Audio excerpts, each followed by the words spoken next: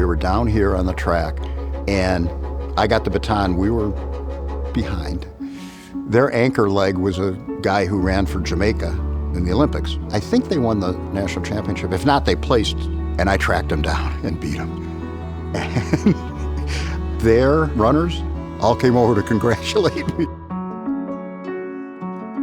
I was committed to go to Michigan to play football and also to run track. And I tore my knee up in high school, ACL, MCL, PCL, which back in those days, that was pretty much your career is over.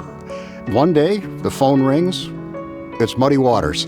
He said, you know, I'm very interested. I got some tape sent. Your knee doesn't have to hold up. We're going to pay for it regardless. And I was just too dumb back then to know that you're not supposed to turn around and just play after your knee is that badly injured. I may have come here for football, but track ended up. I had an injury-plagued football career here. There's no question about that. It's not like it was something that all of a sudden I said, I'm going to concentrate on this. A lot of it were football players keeping in shape because remember, back then we did not have spring ball. When Doug Hansen came in, that's when it really took off. Before that, you had coaches who weren't primarily track. You know, what did Doug Hansen bring? Number one, obviously, was recruiting. And also training. Sprinters, we practiced the blocks, but that's much more to that. You know, you've got to have endurance. You have to work on your stride. There's all these things that go into the science of running. As Eric Liddell would say, God made me fast, but you can make someone faster. Muddy Waters said, if there hadn't been an Ian Redpath, there wouldn't be a Hillsdale track and field.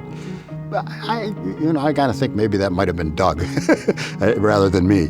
So I was captain my sophomore, junior, and senior year, and also most valuable my sophomore, junior, and senior year. Back then, we ran yards, but I ran international events, and we'd run meters.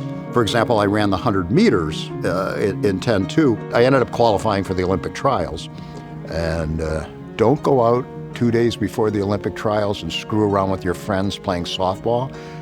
If you do, don't try to turn a double play, because I would have made the finals of the Olympics with that time. This year, I noticed I would have made the semifinals. Wouldn't have gotten out of the semifinals with that time.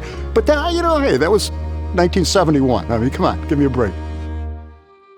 The coaches I had, Doug Hansen, Muddy, it was like a family, and he was ingraining into us a great sense of right and wrong. When I first left here, I did a lot of coaching. I kind of said the Vince Lombardi, and then I realized, no, Muddy Waters, that's how you need to pattern yourself. I had a player, and he was talking to another kid. They didn't see me. David says to this kid, he goes, our team, and then he paused, and he goes, we're not a team, we're a family. And he goes, Chief, he called me Chief. He goes, Chief, he's like my dad. What am I most grateful to Hillsdale for? Turning an introverted, shy kid into a confident man.